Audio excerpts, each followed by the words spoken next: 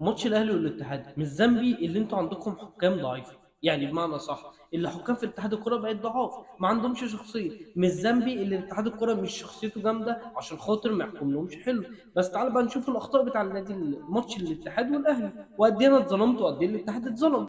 ادي الكرة دي ضربة جزاء من وجهة نظري، سواء بقى الحكم الانجليزي قال مش ضربة جزاء، سواء ده قال ضربة جزاء، انا ليا دعوة بوجهة نظري. وجهة نظري ان الكرة دي بلانتي. ليه ما حسبتهاش للاتحاد بلانتي وليه ريحتني؟ كان زماني انا من اول الماتش بهاجم احسن، بهاجم وفي دفعة والماتش يبقى حلو واجيب جون والاتحاد يرد بجون واجيب جون والماتش يبقى حلو ويبقى دوري بما يرضي الله. تعالى بقى لكرة حسين الشحات. كرة حسين الشحات وش بلانتي، انا مش عارف بس هو في حكام هتطلع تحلل وتقول لك بلانتي ولا مش بلانتي ازاي؟ معلش، هو في العرقله واضحه وخبط في رجله وعنده من ناحيه ركبته، وليه يعني ليه بقى الكلام الكتير؟ ما الكوره بلانتي، او انا أو لو انا ليا بلانتي مش حقي اللي انا اخدها. تعالى بقى كرة طاهر محمد طاهر بلانتي ما فيهاش اي اعتراض، ولا انت عندك اعتراض عم الحاج؟ لا ما عندوش، الحمد لله. عدي اللي بعده.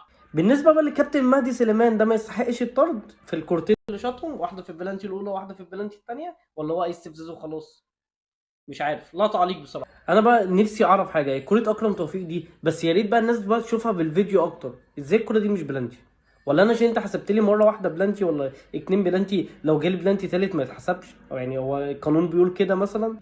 السؤال بقى اللي قبل الاخير، هو اشمعنى الساده الصحفيين كل شويه بنفس السؤال لمستر كولر؟ يا عم كولر بعد اذن حضرتك، هو انت هتعمل تبديلات بدري امتى؟ انتوا مالكم يا جدعان؟ معلش انتوا مالكم؟ مالكوش دعوه، احنا اللي نقول، احنا جمهور بقى، احنا مثلا جمهور النادي الاهلي وده مدرب النادي الاهلي، احنا نقعد نحكوا مع بعض. اما انت بقى ما تفضلش مستفز وتفضل تسال نفس السؤال، يا عم كولر امتى هتعمل تبديلات؟ يعني انت مالك؟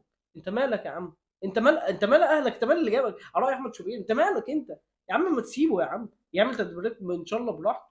يا عم الراجل يا عم عمل نتائج حلوه، مالكش دعوه. اول تعادل عب بقى تيجي بس لاست لاست تيسون ليه يا عم؟ ما تبقوش رخمين بقى. اخر حاجه في الفيديو بصراحه بامانه ربنا، المهدي سليمان يستحق نجم المباراه، عامل مباراه ولا اروع.